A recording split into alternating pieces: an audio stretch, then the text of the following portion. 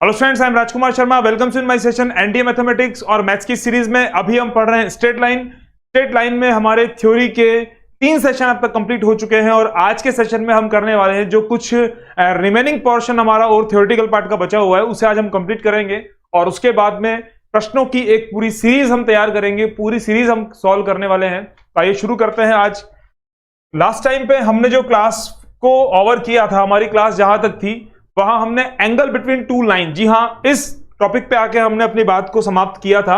आज थोड़ा सा वहीं से हम लेने वाले हैं। हम यहां पे थ्योरेटिकल पार्ट पढ़ रहे हैं, जी हां। अब आगे बढ़ते हैं और एंगल बिटवीन टू लाइंस, जी हां, इसी जगह से, इसी पॉइंट से हमने कल अपना इस सेशन की समाप्ति की थी। तो आइए फिर से जुड़ते हैं उसी के साथ। Angle between to straight lines, अगर दो लाइंस एक दूसरे को इंटरसेक्ट करें तब निश्चित रूप से उनके बीच में एक एंगल का निर्माण होगा, जो कि सर्वविदित है। सभी बच्चे ये बात जानते हैं। अब हमें इसमें महत्वपूर्ण हमारे लिए यह बात होगी कि वो एंगल कितने डिग्री का होगा, इस बारे में हमें जानकारी लेनी है। अगर कभी यह प्रश्न पूछा जाए, दो स्ट्रेट लाइंस ने एक दूसरे को इंटरसेक्ट किया, they intersect each other at a point, then what is the value of the intersecting angle, तब उनके प्रतिच्छेदी कोण की वैल्यू, उनका मान क्या होगा। ऐसा प्रश्न जब हमसे पूछा जाए तो ऐसी स्थिति में हमें angle between to straight lines वाले इस थ्योरी का उपयोग करना पड़ेगा। अब यहां कुछ और भी महत्वपूर्ण बातें, जैसा एक पूरा डिस्क्रिप्शन यहां पे दिया हुआ है, तो मैं बहुत अच्छे से इस पार्ट को यहां पे कंप्लीट करने वाला हूं। देखिए, जब दो लाइंस इंटरसेक्ट करें तो निश्चित रूप से उनके बीच में एक एंगल थीटा का निर्माण होगा। यदि यह एंगल थीटा है तो यहां पर सामने वाला एंगल भी थीटा होगा और यह हमारा जो एंगल है ये 180 माइनस थीटा होगा। ठीक है, यहां अगर थीटा है तो यहां भी 180 माइनस थीटा होगा। मतलब जब दो लाइंस इंटरसेक्ट करेगी तो उनके बीच में दो कोणों का निर्माण होगा। दोनों ही कोण गिने जाएंगे, दोनों ही कोण हमारे लिए मान्य होंगे, दोनों ही एंगल हमारे लिए वैलिड होंगे। ऐसी बात यहां पे हम सामान्यता कर सकते हैं। अब इस एंगल की जो बात की जाएगी वो किस प्रकार से है, आइए इस डायग्राम पे एक नजर डालते हैं। यहां जो एंगल है वो थीटा 1 है, यह एंगल है जो थीटा 2 है और इंटरसेक्टिंग एंगल जो है उसे थीटा से दर्शाया गया है।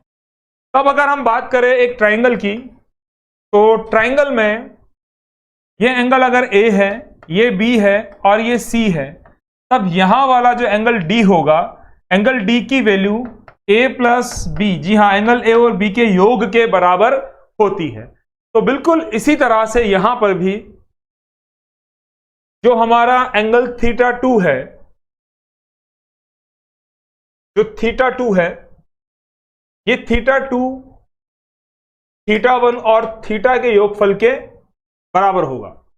ठीक है, by the exterior angle sum property of triangle. Okay, बाह्य कोण है ना। तो अब अगर मैं यहां बात करूं इस थीटा की, तो हमें थीटा कितना होगा, theta will be theta 2 minus theta 1। एक बात की जानकारी और मैं दे दूं, angle between two lines, okay, of their slopes are m1। First line का स्लोप m1 है, सेकंड का स्लोप m2 है। ठीक है, m1 m2 का मतलब स्लोप है, हम बहुत बेहतर तरीके से हम जानते हैं। तो थीटा कितना हो गया, थीटा 2 माइनस थीटा 1 बन चुका है। अब आगे की बात करते हैं। अगर हम यहां दोनों पक्षों पर tan अप्लाई करें, means tan theta is equals to tan theta 2 minus theta 1, तब इसके बाद tan थीटा हमें क्या मिलेगा, tan theta 2 minus tan theta 1 plus tan theta 2 dot tan theta 1। Okay, tan a minus B identity, tan a minus B identity apply करने के बाद हम यहां पहुंचे हैं। और अब यदि बात की जाए, तब ध्यानपूर्वक देखिए आप, यहां से हम सीधा इस जो ऑलरेडी हमारे पास जो फॉर्मूला लिखा हुआ है यहां आ जाते हैं। tan थीटा हमें यहां फाइंड करना है बेसिकली, तो हमें थीटा फाइंड करना है, जो एंगल है वो एंगल हमें फाइंड करना है। तो ये थीटा हो चुका है। अब थीटा 2, टेन थीटा 2, जब हम बात करते हैं स्लॉप की, तो स्लॉप के लिए जैसे ये है, इसे कैसा दर्शाया जाएगा, टेन थीटा 1, इसे कैसे दर्शाया जाएगा, टेन थीटा 2। ओके, तो टेन थीटा यहां पे क्या हो गया, m1 जो हुआ प्लस माइनस m1 को हम क्या कर सकते हैं, बेसिकली फॉर्मूला इस फॉर्मेट में ज्यादा बेटर होता है। ठीक है, टेन थीटा 2 माइनस थीटा 1, इसके बारे में मैंने पहले भी बात की है। तब हम टेन थीटा 2 को क्या लिखेंगे, m2, टेन थीटा 1 क्या होगा, m1, और 1 प्लस वहीं फिर से m1 डॉट m2। तो ये हमारा फंडामेंटल फॉर्मूला हो जाएगा। फॉर्मूला ये भी बिल्कुल करेक्ट है, 100%, कोई फर्क नहीं पड़ता हम m1 माइनस m2 करें या m2 माइनस m1 करें, but m2 minus m1 is better than m1 minus m2। तब ध्यान रखिएगा हम इस प्रकार से कार्य करेंगे, है ना। तो इसीलिए मैंने बताया, क्योंकि यहां पे बाय द वे कभी कभी कुछ बुक्स में ये m1 माइनस m2 भी दिया हुआ होता है, डजंट मैटर, कोई प्रॉब्लम वहां पे नहीं होती है। तो इस प्रकार से जब हम बात करें angle between two intersecting lines, फिर से देखिएगा,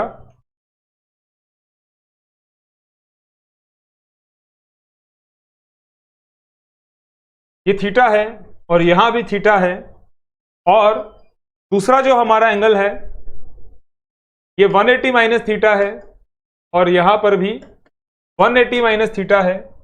तो जब हमें एंगल फाइंड करना है, intersecting angle of two lines, जब ऐसी बात करनी है, तब यहां आने वाले दोनों ही कोण थीटा और 180 माइनस थीटा दोनों ही हमारा आंसर होंगे, दोनों ही हमारे रिक्वायर्ड एंगल होंगे।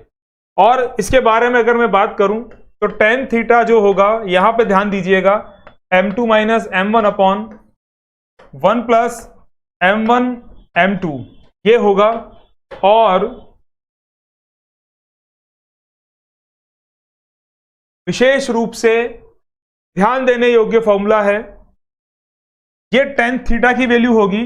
और अगर मैं सिर्फ थीटा की बात करूं, ये कई बार ध्यान रखने वाली बात होती है, तो अगर सिर्फ थीटा की हम बात करें, it will be tan inverse m2 minus m1 1 plus m1 dot m2, ये हमारा थीटा होगा। तो बात दोनों ही सही है, यहां पर भी और यहां पर भी। बहुत अच्छे से इस फॉर्मूला को ध्यान में रखिए, क्योंकि बहुत सारे क्वेश्चंस इस फॉर्मूला से हम चुटकियों में सॉल्व कर सकते हैं। कई बार जब थीटा पूछा जाता है, इंटरसेक्टिंग एंगल, मतलब एंगल तो इंटरसेक्शन से ही बनता है, तो एंगल बिटवीन टू लाइंस जब ये बात की जाती है, तब और भी कई चीजें और भी कुछ परिणाम सामने आते हैं, जो अभी मैं आपको बताने वाला हूं यहां। अब जैसे देखिए, पहला आ चुका है हमारे सामने केस 1 एंड केस 2। केस 1 में दर्शाया गया है कि अगर m1 और m2 बराबर हो तो क्या होगा। तब बताया गया है लाइंस विल बी पैरेलल, यहां दर्शाया गया है लाइंस विल बी परपेंडिकुलर। ठीक है, ऐसा यहां पे बोला गया है। अब देखिए क्या बात है, अगर दो लाइंस की स्लॉप इक्वल है, कल इस बात पे चर्चा करके हमने सेशन की समाप्ति की थी, तो थोड़ा सा मुझे भी ऐसा लगा कुछ बातें, कुछ जानकारी कम रह गई, इसलिए इस बात को हम अच्छे से और पूरा विस्तार से अच्छे से इसे पूरा करेंगे इस बात को। तो अभी मैं यहां पे जो पहली बात कर रहा हूं उसे ध्यान दीजिएगा। अब हमने ये तो पता कर लिया है, we know that tan theta is equal to plus minus m2 minus m1 upon 1 plus m1 m2, तो ये तो हमें मालूम है। अब यहां की अगर बात करें, जब स्लॉप इक्वल हो तो लाइंस पैरेलल होगी। ओके, इस प्रकार से। ऐसा क्यों? क्योंकि m1 m2 जब इक्वल होगा, इट मीन इस स्थिति में एंगल जो होगा वो 0 डिग्री होगा। यदि tan 0 डिग्री की मैं बात करूं, tan 0 डिग्री की मैं बात करूं, तो tan 0 डिग्री जो होता है वो 0 ही होता है, plus minus m2 minus m1 upon 1 plus m1 m2 हमने किया, तो tan 0 डिग्री की वैल्यू 0 होती है। जब हम यहां पे 0 के साथ जब हम कैलकुलेट करेंगे तो रिजल्ट हमारे पास आएगा m2 minus m1 equals to 0, और इस स्थिति में m1 is equals to m2 मिलेगा। तो जब m1 m2 जब 2 लाइंस की या 3 लाइंस की या 4 लाइंस की बात कर रहा हूं, क्योंकि पैरेलल में हम बात कर सकते हैं, because each line is parallel to itself, है ना, और पैरेलल लाइंस तो इनफाइनाइट हो सकती है। तब अगर मैं बात करूं तो m1 m2 जब 2 लाइंस की स्लॉप इक्वल है, तो ऐसी स्थिति में पहली बात तो जो हमारा एंगल है वो 0 डिग्री होगा, ठीक है। दूसरी बात, अगर देखा जाए तो लाइन की जनरल इक्वेशन की बात की जाए तो लाइन की general equation b1y plus c1 equals to 0, a2x b2y plus c2 is equals to 0 होती है। तो अर्लियर क्लासेस में भी हम जानते हैं, ये बात हमारी पढ़ी हुई है, if a1 upon a2 is equals to b1 upon b2 but not equals to c1 upon c2, then lines will be parallel. ऐसी स्थिति में लाइन जो होती है वो पैरेलल होती है। तो अब अगर बात की जाए m1 m2 बराबर होंगे तो a1 अपॉन a2 और b1 अपॉन b2 का रेशियो भी सेम होगा। तो ये जानकारी आपको यहां मिली है। m1 m2 अगर इक्वल है, मींस 2 लाइंस की स्लॉप इक्वल है, तो वहां पे एंगल 0 डिग्री होगा। और दूसरी बात, a1 अपॉन a2 और b1 अपॉन b2 का रेशियो सेम होगा। तो ये जानकारी आपको मिली है। अब हम बात करते हैं केस सेकंड पे, द्वितीय स्थिति का हम पता करते हैं। अगर m1 m2, देखिए परपेंडिकुलर, दो प्रकार से इस बात को किया जा सकता है। अगर 2 लाइंस की स्लॉप का multiplication, the product of slopes of 2 different lines is -1, ऐसी स्थिति में लाइंस क्या होगी? ऐसी स्थिति में लाइंस परपेंडिकुलर कहलाएगी। आइए बात करते हैं कैसे होगा और कहां तक है ये सारी जानकारी, तो देखते हैं।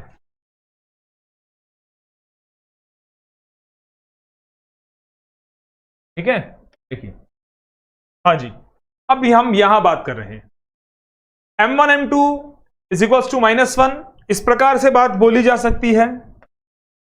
तो इंटरसेक्टिंग एंगल 90 डिग्री होगा, लाइंस आर परपेंडिकुलर, ऐसा अगर बोला जाए it mean intersecting angle is 90 degree. अब अगर इस बात को मैं ऐसे दर्शाऊं, देखिए, ठीक है, तो यहां पे बनने वाला एंगल जो है वो 90 डिग्री है, लाइंस परपेंडिकुलर होगी निश्चित रूप से। तब रिजल्ट जो आएगा वो ये ध्यान में रखने योग्य है, जैसे कि पहली लाइन हमारी L1 है और L1 की स्लॉप M1 है, दूसरी लाइन हमारी L2 है और L2 की जो स्लॉप है वो M2 है। तब हम कहेंगे if lines are perpendicular then the product of M1 M2 is minus. इस प्रकार से इस बात को कहा जा सकता है, या यह भी बोला जा सकता है कि जब लाइंस परपेंडिकुलर हो तो उनकी स्लॉप का प्रोडक्ट -1 होगा।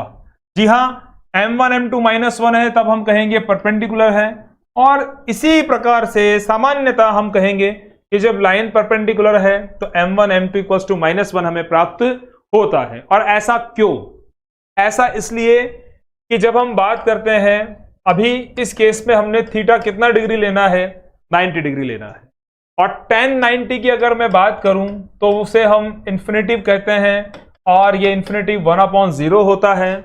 तब इस tan थीटा को हम सब्स्टिट्यूट करेंगे, 1/0 is equals to m2 minus m1 1 plus m1 m2। अब क्रॉस मल्टीप्लाई अगर हम करके इसे सॉल्व करेंगे तो 1 प्लस m1 m2 कितना होगा भाई?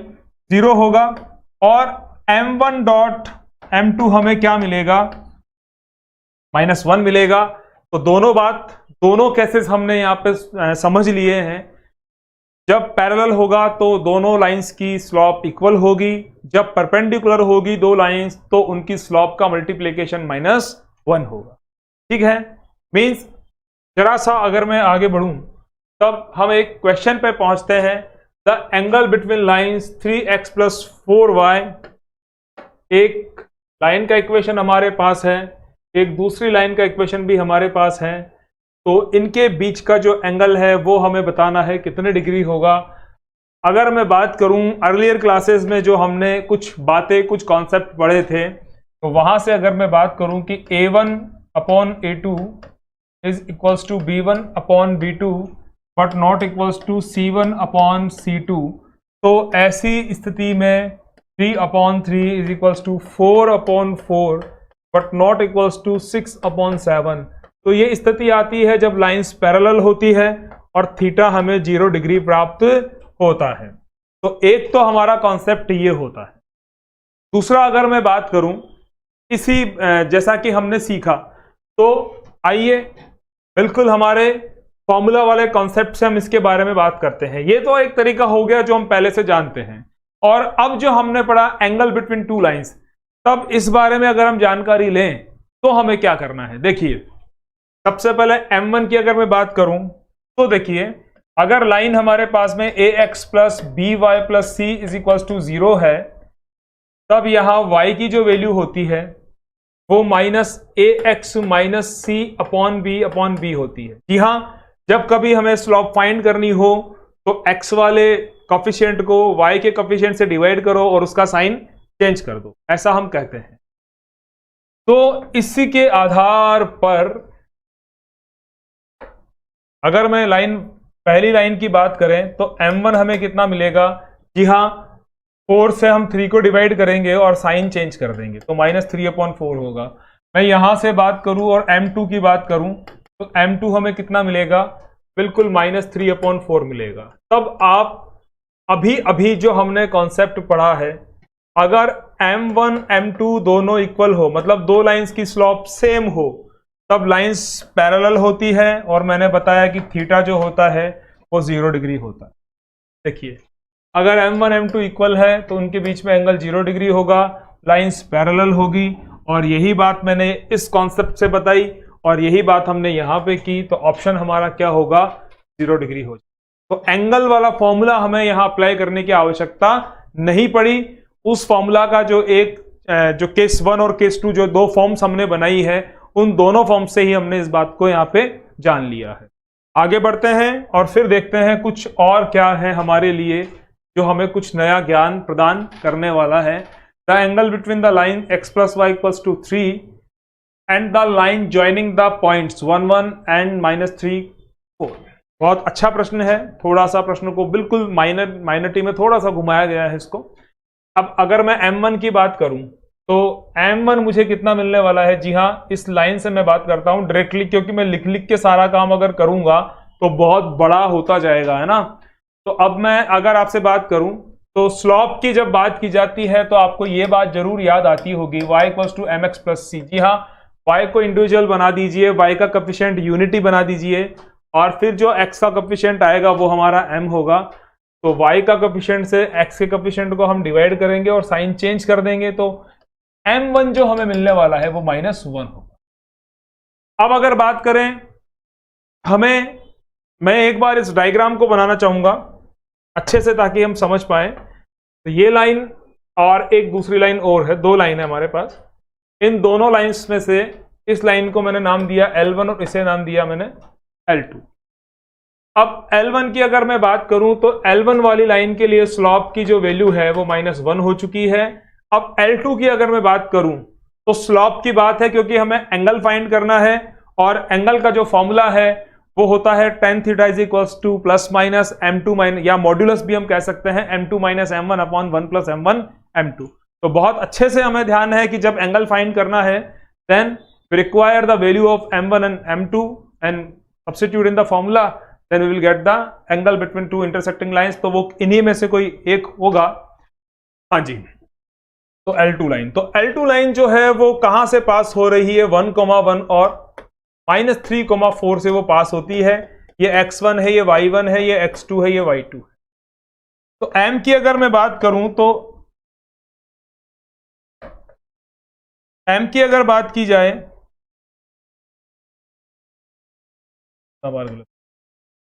हाँ जी एक बार इसे थोड़ा सा मैं हटा दूं। हाँ जी, हाँ स्लॉप की अगर बात करें तो वो y2 minus y1 upon x2 minus x1 होता है। तो इस तरह से यहां पे L2 का जो स्लोप होगा M2 वो कितना होगा y2 minus y1 4 minus 1 upon x2 minus x1 minus 3 minus 1, तो ये हो चुका है 3 upon minus 4।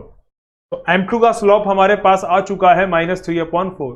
Now we have to find the angle, तो M1 हमारा -1 है, M2 माइनस 3 अपॉन 4 है। आइए देखते हैं कैसे होगा। हमें इस बात का पहले से पता है कि tan थीटा जो होता है वो M2 minus M1 upon M1 1 plus M1 dot M2 होता है। तो tan थीटा कितना हो जाएगा भाई, plus minus M2 minus M1, M2 की जो वैल्यू है वो कितनी है, -3 अपॉन 4 है, और M1 हमारा 1 है, तो -3 upon 4 minus -1 1 plus -3 upon 4 dot minus tan theta equals to, हाँ जी, -3 अपॉन 4 प्लस 1 प्लस 3/4। कैलकुलेट करेंगे, अब तो कैलकुलेट करने का ही काम बाकी है। तो 4 माइनस 3 विल बी, जी हाँ, 1 अपॉन 4, और यहां पे क्या हो जाएगा 7/4। तो फाइनल कैंसिलेशन के बाद में tan थीटा हमारे पास आता है 1 अपॉन 7, और थीटा हमारा कितना जाएगा, tan inverse 1 upon 7, that is the final answer. तो थीटा की रिक्वायरमेंट है हमें, और थीटा हमने प्राप्त कर लिया है। The value of theta is tan inverse 1 upon 7, that is the correct value. थे रिक्वायर वैल्यू जो हमें प्राप्त करना था वो बिल्कुल वही मान, वही वैल्यू हमें प्राप्त हो चुकी है। तो ध्यान हमें देना होगा, प्रश्न को किसी भी प्रकार से थोड़ा सा चेंज किया जा सकता है। M1 M2 डायरेक्टली उनकी वैल्यू दी जा सकती है, या थीटा दिया जा सकता है, या जैसे इस क्वेश्चन में एक इक्वेशन दिया गया और 2 पॉइंट्स दिए गए, तो पुराने कॉन्सेप्ट जो है, हमारे स्टार्टिंग कॉन्सेप्ट जो है वो हमारे ध्यान में होने चाहिए अच्छे से, कि जब 2 पॉइंट होंगे तो स्लॉप का क्या फॉर्मेट होता है, जब 2 एंगल होंगे तो हम tan थीटा अप्लाई करके पहले M1 M2 फाइंड करेंगे, और इस तरह की छोटी छोटी जो बातें होती है वो पूरी होनी चाहिए। अब आगे बात करते हैं। जी हाँ, condition of concurrency of 3 lines. 3 line concurrent होती है, मतलब प्रतिच्छेदी होती है, एक ही जगह से एक पॉइंट से पास होती है, के बारे में ये बात की जा रही है। देखिए कैसे होगा और इसे क्या समझना चाहिए, इस बारे में हम बात करते हैं पहले।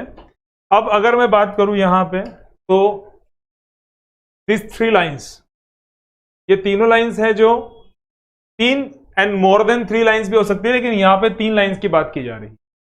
इस 3 लाइन की जब बात कर रहे हैं तो ये एक कॉमन पॉइंट से पास होती है, दैट इज द P। ये L1 है, ये L2 है, और ये L3।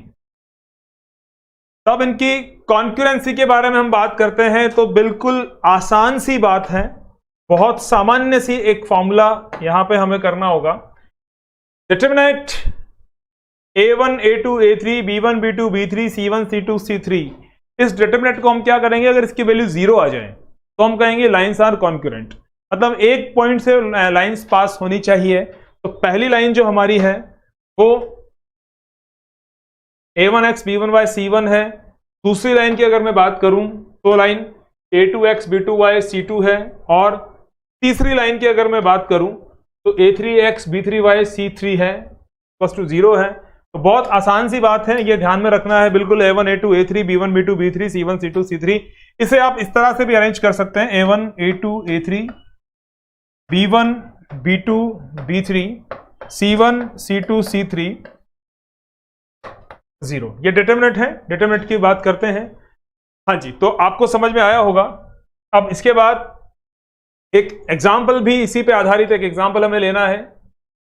The value of lambda if the lines 3x minus 4 or minus 13 equal to 0, 8x minus 11y minus 33 equal to 0, 2x minus 3y plus lambda equals to 0 are concurrent, then the value of lambda is। तो lambda की value इन्हीं में से कोई एक value है और हमें पता करनी है वो वैल्यू कौन सी होगी। आइए करते हैं। तो हमारा जो बेसिक कॉन्सेप्ट है वो A1 A2 A3 B1 B2 B3 C1 C2 C3 equals to 0। बिल्कुल इसी कॉन्सेप्ट को हमें अप्लाई करना है यहाँ पे। तो a1 की अगर मैं बात करूं 3 होगा, 1 वाली सारी वैल्यू पहली लाइन से होगी, 2 वाली सारी वैल्यू दूसरी से और 3 वाली सारी वैल्यू तीसरी से। ठीक है, तो अभी ये 3 हो चुका है, a2 जो है वो 8 हो गया है और a3 2 है। b1 की अगर मैं बात करूं तो -4 है, b2 की मैं बात करूं -11 है और b3 की अगर मैं बात करूं तो -3।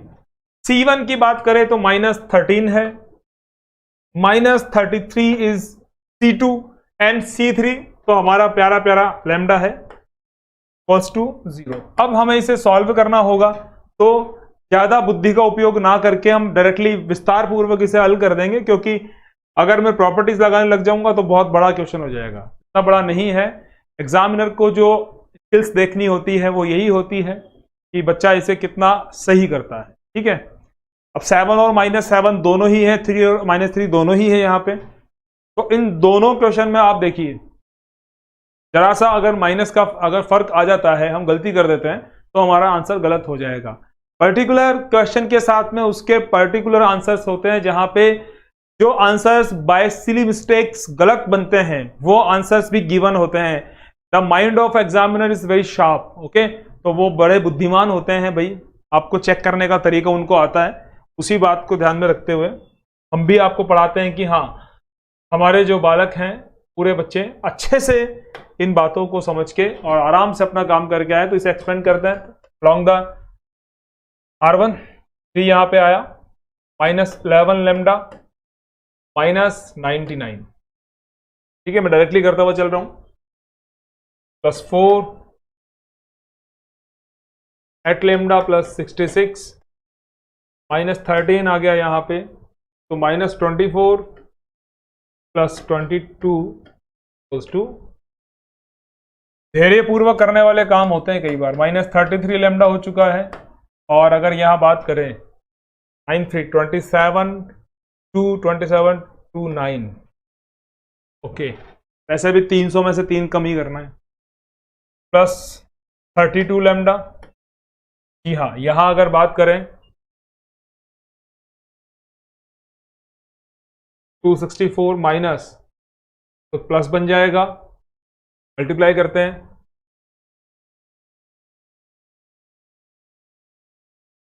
312 माइनस,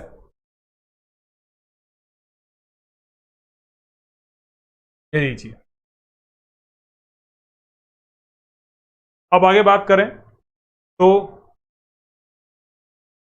-33 + 32 कितना हुआ, माइनस लैम्डा, और -297 264। जी हाँ, कितना हमारे पास होगा, 3 अगेन 3 -33, और उसके बाद में जो डिजिट्स हैं वो कुछ और भी है। 12 - 6 is 6, 10 - 8 2, तो +26 यहां पे है। और फिर एक और नंबर बचा हुआ है भाई, बहुत से नंबर हैं यहाँ तो। अच्छा, ये तो मैंने कैलकुलेट कर दिया अभी। तो 26 की अगर बात करें, 13 - 6 हाउ मच, 7। ये 7 यहाँ पे आ चुका है, कोई बहुत बड़ा नंबर नहीं है, -7। ओके, तो minus lambda equals to, minus lambda है पहले, तो इसे तो हटा देते हैं, छोटे बच्चों वाली कैलकुलेशन है जो हमने बहुत बड़े लेवल पे की है। हाँ जी, माइनस लैम्डा की अगर बात करें तो इन सारे नंबर्स को जब मैंने किया, ध्यान से करना होता है भाई, तो ये मुझे मिला कितना, इक्वल्स टू में नहीं मिला भैया कुछ भी, तो ये हमें क्या मिलता है, -7 इक्वल्स टू 0, माइनस लैम्डा 7, तो लैम्डा कितना हो जाएगा, -7। तो ये लैम्डे की वैल्यू हमने यहाँ पे प्राप्त कर ली है। तो ये जो वैल्यू है वो क्या हो जाएगी भाई, आसान सा है, केवल ये ध्यान में रखना है फॉर्मूला कौन सा हमें यूज करना है, और ऑप्शन बी जो होगा वो हमारा करेक्ट ऑप्शन हो जाएगा। That is the concurrency, that is the theory of concurrency of 3 lines. Okay, 3 lines की हम बात कर रहे हैं। Lines, many lines are concurrent, कुछ बहुत सी लाइन्स कॉन्करेंट हो सकती है, but we are discussing on 3 lines only. Okay, अभी अब आगे बढ़ने का समय आ गया वैसे तो अब आगे चलते हैं। The equation of a line विच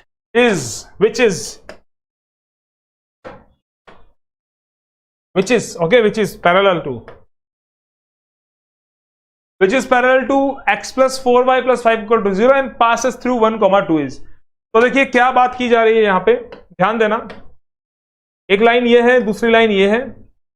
जो पहली लाइन है उसका equation x plus 4y plus 5 equal to 0 है।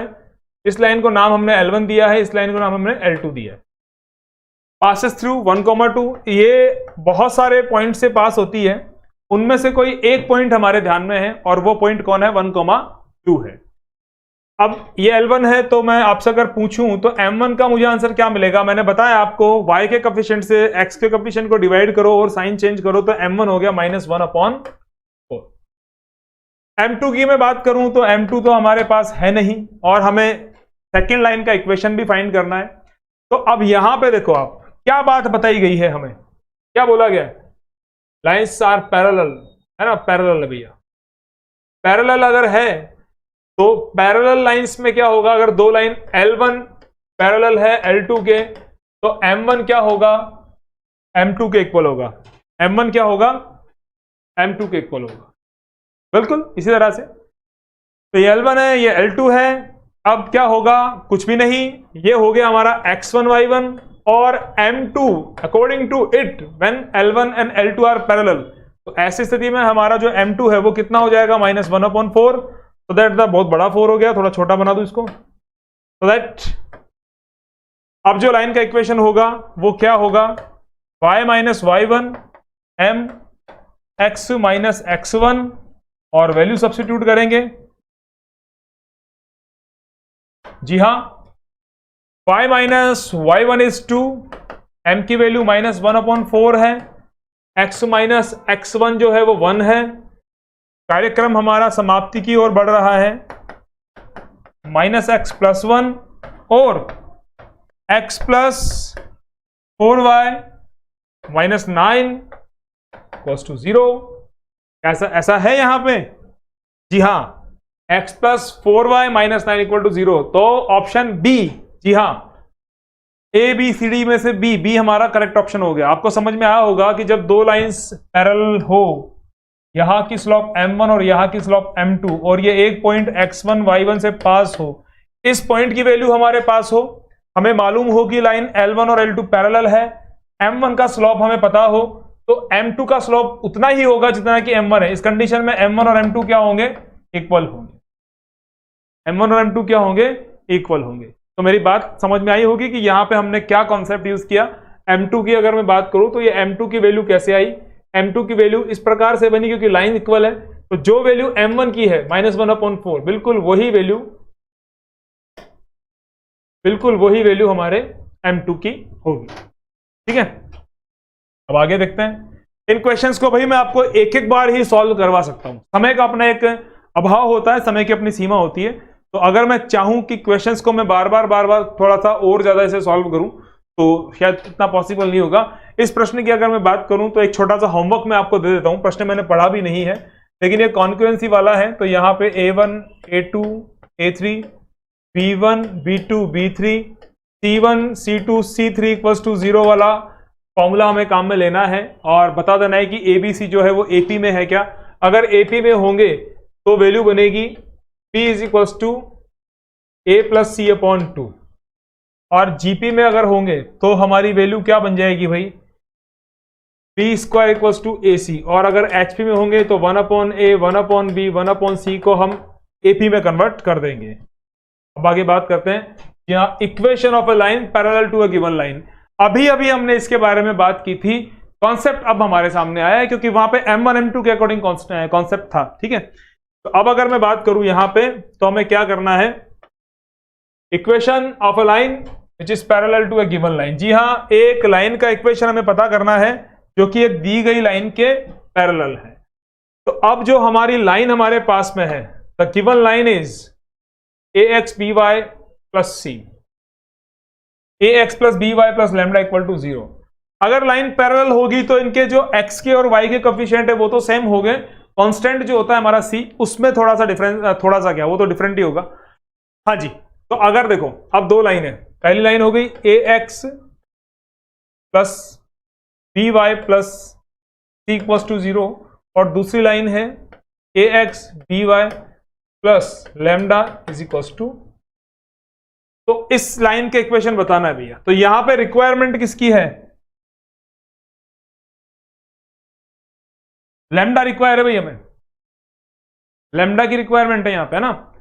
तो अब देखो आप A X plus B Y plus equal to zero be any straight line, then A X plus B Y plus lambda equal to zero be the equation of a line parallel to a given line where lambda is a constant. तो अब ये equation बन जाएगी, इस lambda की value हमें find करनी पड़ेगी। समझ रहे हैं आप मेरी बात? ये दोनों वैल्यू तो सेम होगी, लेकिन लैम्डा जो होगा ये क्या होगा, लैम्डा के बारे में जो कंडीशन दी जाएगी, according to given condition we have to find the value of lambda and substitute in the equation. जैसे इसे मैं पहला बोलूं, इसे मैं सेकंड कहूं, तो we have to substitute the value of the lambda in the equation number 2 and definitely we will get the equation of the straight line which is parallel to the given line ax plus by plus equal to 0। तो ऐसा हमें यहां पे करना होगा, और बहुत सामान्य सी बात है भाई, कर सकते हैं हम आराम से। तो ऐसा कोई क्वेश्चन जब भी मेरे सामने आने वाला है मैं करवाने वाला हूं इसे, लेकिन आपको एक बात में ध्यान रखना, देखो जो मैं बात बता रहा हूं उसे, ये वैल्यू बिल्कुल इक्वल होगी। डिफरेंस जो होगा वो सी और लैम्डा में होगा। सी तो गिवन होगा, इस लैम्डा को हमें यहां पे पुट करना पड़ेगा। तो वो कैसे होगा, क्या होगा, वो कंडीशन के अकॉर्डिंग हमारे सामने आएगा। जैसे अभी आया था, मैं आपको एक बार फिर से वो प्रश्न याद दिलाऊं। देखो अभी ये हमने किया था ना, तो यही वाला काम था सारा यहां पे। Equation of a line which parallel to this line and passes through 1,2। तो 1,2 से पास होती थी और इसके पैरेलल है, तो यहां से जो हमारा स्लोप होगा किसका, x plus 4y plus 5 equal to 0 का जो स्लोप होगा, वही स्लोप यहां पे काम आएगा, बिकॉज लाइन्स आर पैरेलल।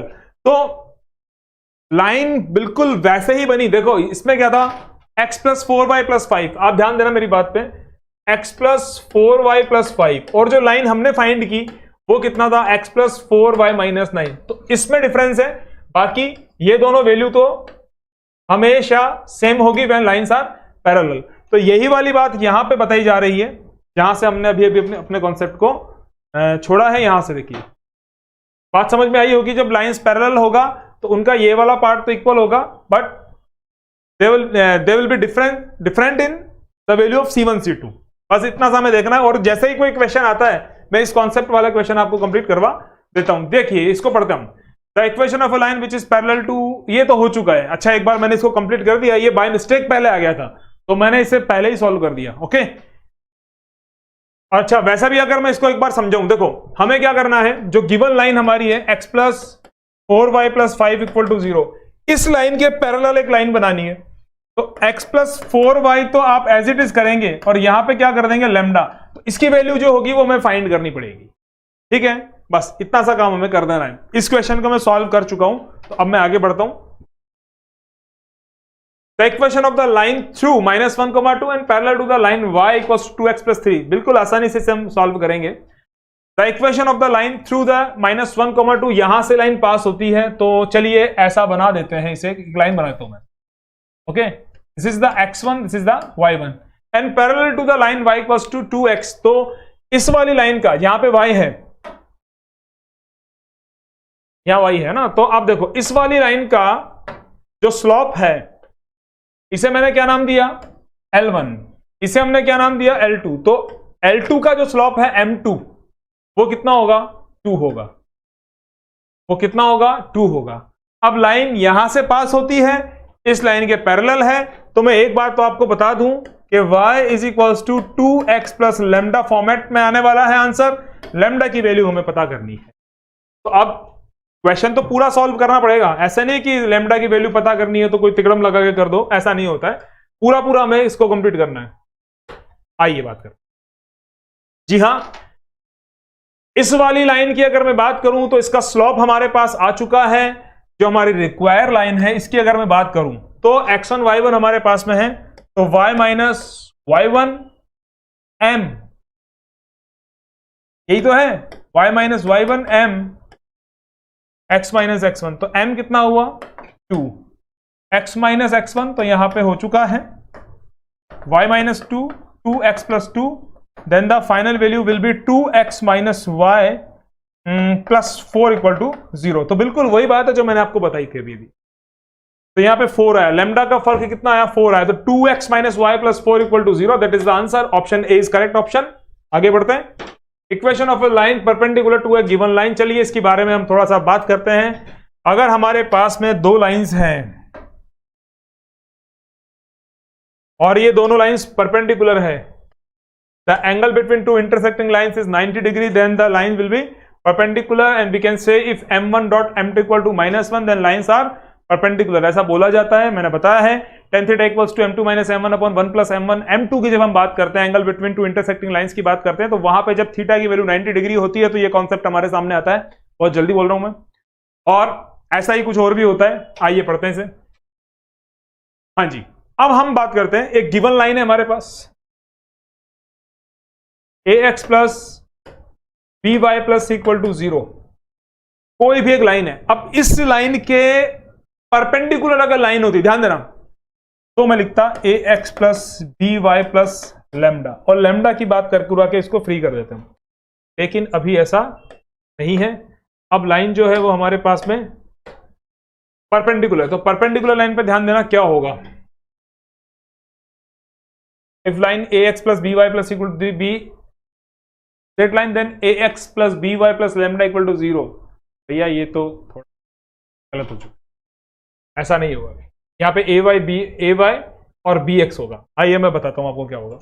अब इस लाइन के परपेंडिकुलर किसी लाइन की वैल्यू हमें फाइंड करनी है। इसका स्लोप कितना हुआ, इसका स्लोप हो गया -a अपॉन b। कोई एक लाइन है जो x1 y1 से पास होती है, ठीक है, और इसके परपेंडिकुलर है, तो परपेंडिकुलर होने पे m1 डॉट m2 क्या होता है, -1। अगर ये m1 है तो हमें m2 की वैल्यू क्या मिलेगी, m2 हमें मिलेगा b अपॉन a, ठीक है, b अपॉन a। अब तो कुछ करना ही नहीं है, इस पॉइंट से लाइन पास होती है। रिक्वायर्ड लाइन जो है वो x1 y1 से पास हो रही है, y1 है यहाँ पे, तो y माइनस y1 m x माइनस x1 y माइनस y1 m कितना है हमारा, m b अपॉन a है, और ये हो गया x माइनस x1। अब अगर इसमें थोड़ा सा मैं और सॉल्व करूं तो ये होगा a y minus a y1 b x minus b x1 और B X minus A Y, B X minus A Y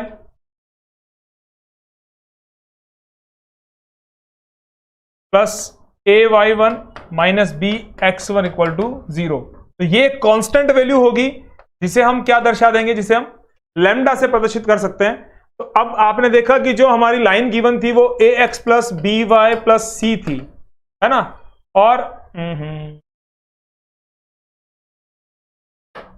इस लाइन के परपेंडिकुलर लाइन ये लाइन है। तो आपने देखा होगा A X plus B Y plus C. अगर मैं इसके पैरेलल की बात करूं तो ध्यान देना, मैं लिखूंगा A X plus B Y plus lambda equal to 0। लेकिन हम बात कर रहे हैं परपेंडिकुलर की, हम बात कर रहे हैं, ये तो पैरेलल की कंडीशन है, परपेंडिकुलर की बात कर रहे हैं। तो B X minus A Y plus ये पूरा क्या हो जाएगा, लैम्डा। तो ध्यान रखना, इनको इंटरचेंज करना है, साइन चेंज कर देना है, B X minus A Y plus A Y one minus B X one. अब ये तो जो भी गिवन कंडीशन होगी उसके अकॉर्डिंग फाइंड हो जाएगा। तो इसमें थोड़ा सा मैं बदलाव कर दूं, यहां पे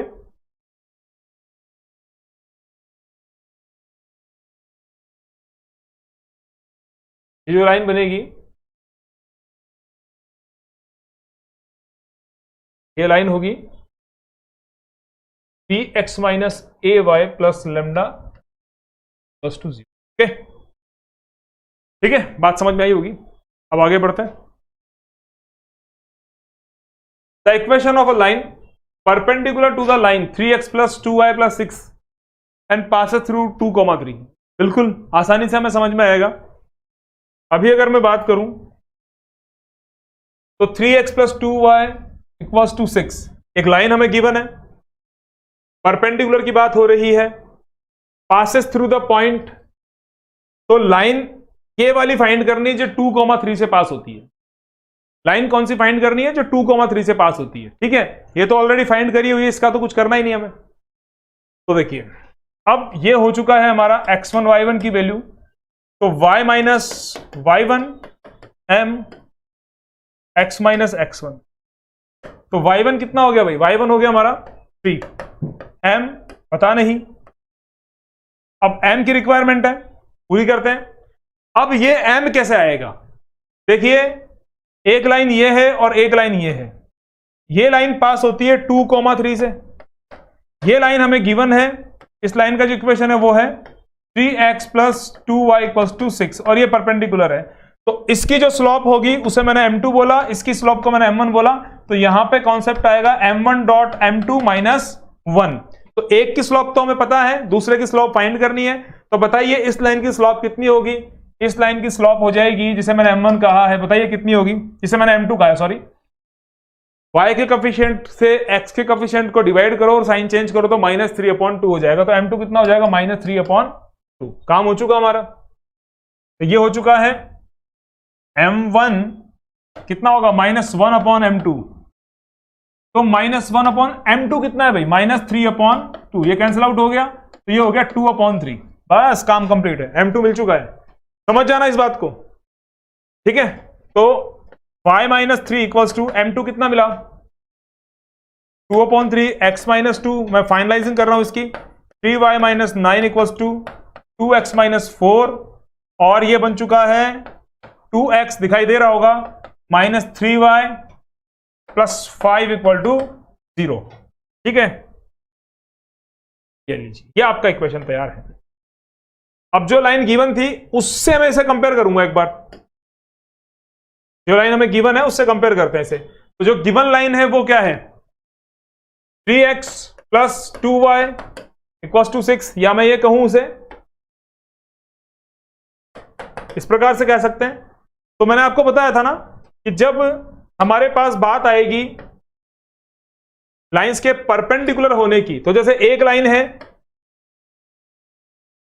इसके परपेंडिकुलर लाइन क्या होगी, bx minus A Y plus lambda equal to 0, तो अब कंपेयर करो इसे, देखो आप bx ए वाई और लैम्डा, तो लैम्डा तो आपको गिवन कंडीशन से फाइंड करना पड़ेगा, लैम्डा की बात अलग आ जाएगी, लेकिन ax by का जो कॉन्सेप्ट है, देखो बिल्कुल इसी प्रकार से a और b को चेंज कर देंगे, वो इंटरचेंज हो जाएंगे और लैम्डा की वैल्यू हमें मिल जाएगी। तो जब ऐसा क्वेश्चन हमारे सामने आए जहां पे एक लाइन दूसरी लाइन के परपेंडिकुलर है, किसी एक पॉइंट से पास होती है, तो बिल्कुल अच्छे से आपको ध्यान देना है, कुछ भी नहीं करना होता है। यहां पे अगर मैं बात करूं तो 1 पॉइंट फॉर्म है ना, या पॉइंट स्लोप फॉर्म का वाला फॉर्मूला ये रहा, ये मैंने यहां पे अप्लाई किया, m की रिक्वायरमेंट हुई, m को मैंने जो गिवन कंडीशन थी वहां से फाइंड किया। अब आपको मालूम होना चाहिए कि जब दो लाइंस परपेंडिकुलर होती है तो m1 dot m2 equal to -1 का कॉन्सेप्ट हम अप्लाई करते हैं और वैल्यू फाइंड करते हैं। तो इसी प्रकार से आगे बढ़ना होता है, इन क्वेश्चंस को देखते चलते हैं,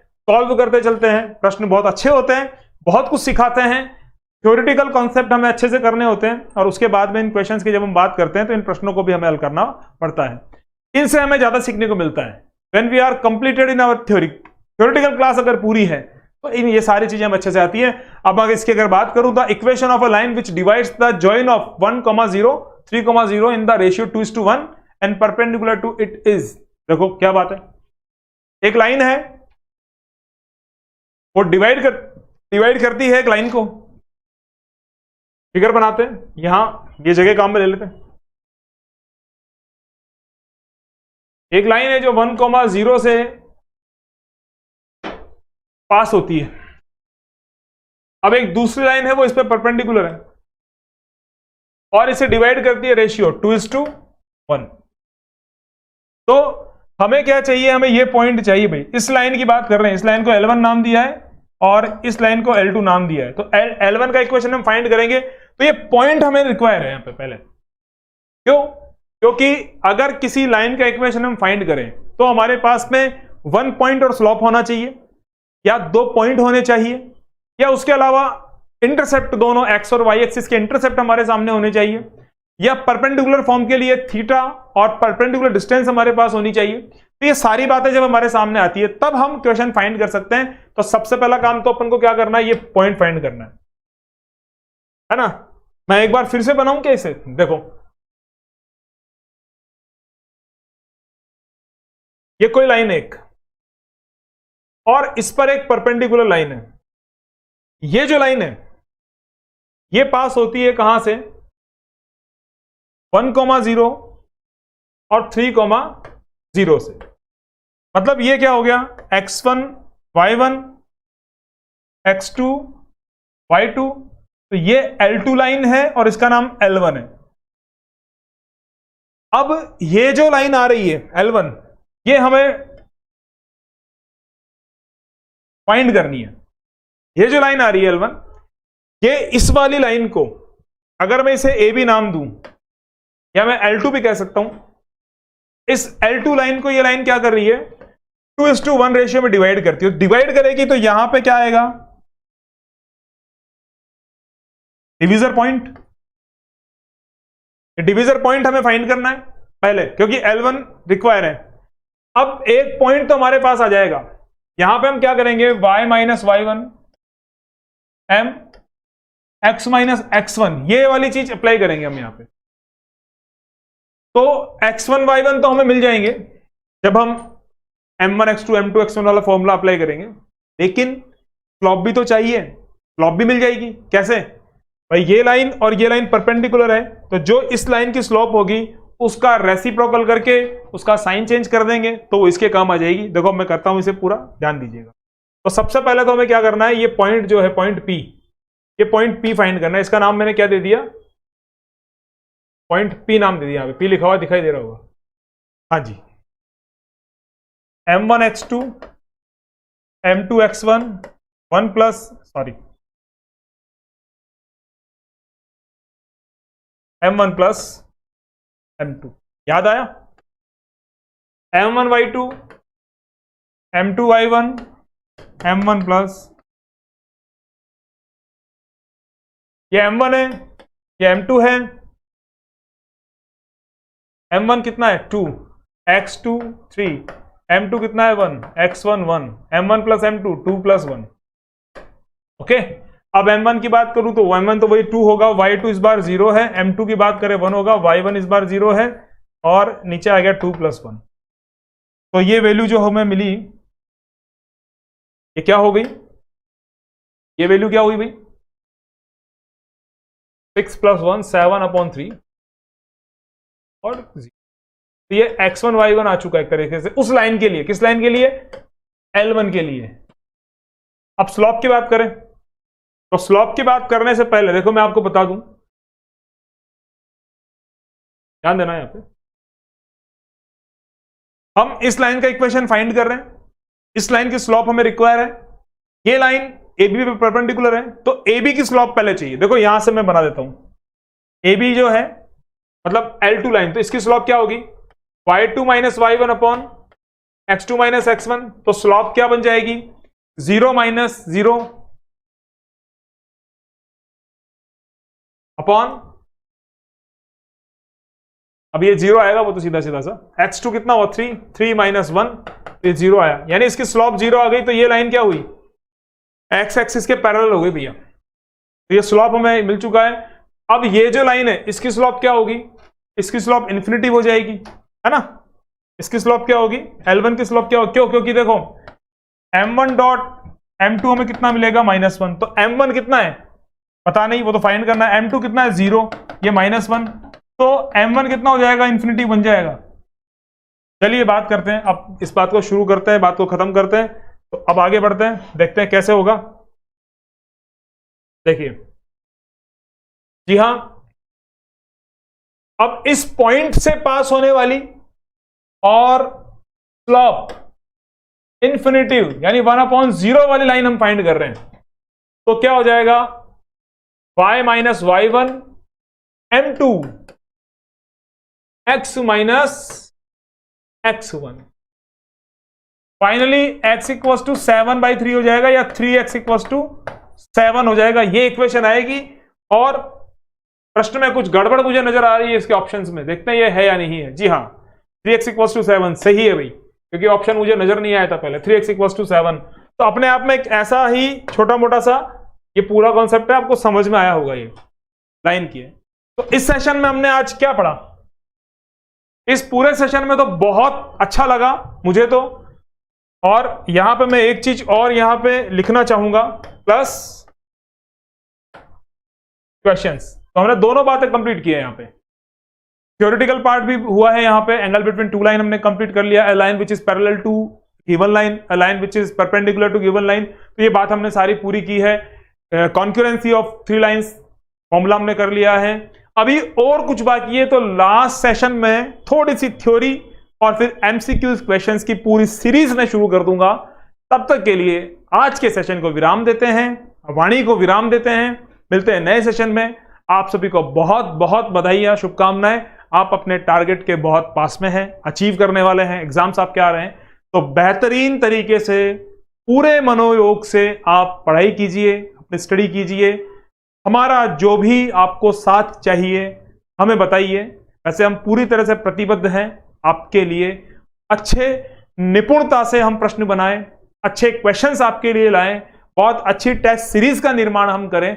ये सारी बातें पूरी तरह से हम लोग प्रतिबद्ध रहते हैं। हमें एक we are responsible for the all queries from your side. तो ये सारी चीजें होती हैं। तो अब मैं थोड़ा सा, आज मैंने ये इतनी कुछ बातें बोली है यहाँ पे, बाकी मैं जानता हूं आप पढ़ाई करते हैं, बहुत अच्छे से मेहनत करते हैं। तो आप सभी को गुड लक, गुड बाय। मिलते हैं नेक्स्ट सेशन में।